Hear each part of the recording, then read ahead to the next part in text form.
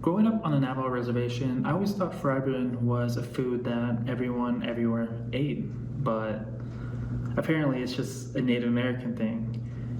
To me specific, it's a Navajo thing. And, it's just something that's always felt close to me growing up. Frybread reminds me of family, especially my mom. My mom always used to make it for me growing up, and even though she passed away last year, it still connects me with her.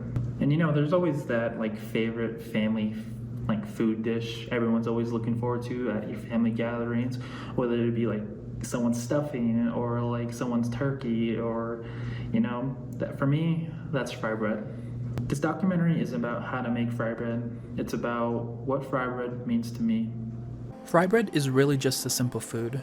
It's dough from flour, salt, water, and a little bit of oil. You fry it in a pan, puffs up, and boom, you've got fry bread. It's super simple, but the story behind it isn't.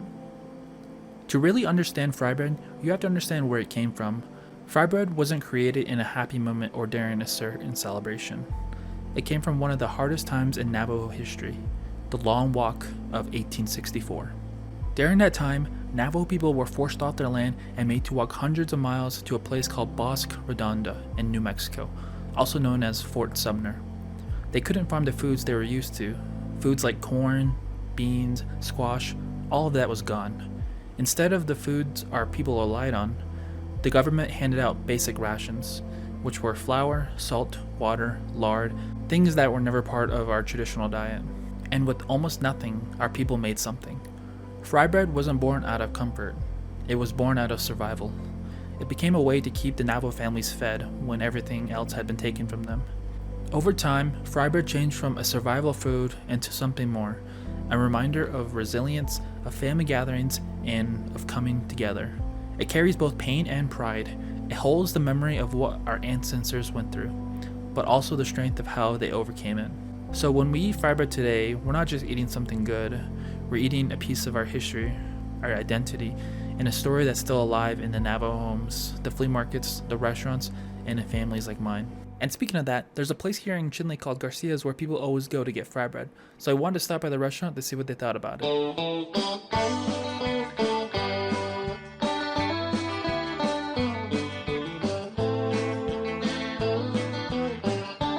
How did you first learn to make fry bread?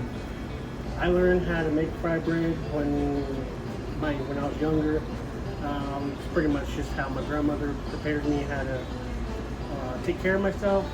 She just basically bought the ingredients, and from there I taught myself how to do correct portioning and the right way to do it. I kind of just figured it out on my own. Is there a certain way you like fry bread? I enjoy fry bread with the roast mutton sandwiches. What does fry bread mean to you personally? Personally, to me, fry bread is sort of a teaching, like something you teach, also learn from, something you can pass on to generations to come, as it was taught to me. But yeah, that's pretty much what it is. When I first started this documentary, I thought I was just going to be talking about fry bread. But somewhere along the way, it turned into something bigger. I got to see how other people make it, hear their take on it, and I even got to make it again with my sister. I didn't realize how much I needed this. Being in the kitchen, hearing that oil bubble, spending time with my family, laughing a little. It brought me back something I haven't felt in a long time. Fry bread isn't perfect. It came from a really painful time in history.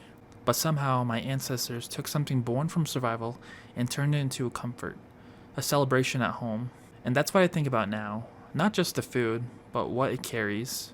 For me, fry bread is one of the last pieces of my childhood that still feels the same. It reminds me of my mom, the way she cooked it, the way our house smelled, the way she told us to be proud of who we are. So yeah, this wasn't a cooking video. It was just me trying to reconnect with something I didn't want to lose. And I'm glad I did. Go, my son, go and climb the ladder. Go, my son, go and earn your feather. Go, my son, make your people